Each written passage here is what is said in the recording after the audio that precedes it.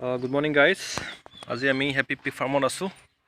আজি আমাৰ second delivery কৰিব গৈ আছোঁ. চ' এজন মানুহ আমাৰ এজন কাষ্টমাৰ, আপোনাৰ নাম ক'ব? মোৰ নাম যশোৱা তিৰু হয়, মই তেজপুৰৰ পৰা আহিছোঁ. ফাৰ্ষ্ট আমি এতিয়া হেপী পিগ ফাৰ্মত আহি পালোঁ তেজপুৰৰ পৰা.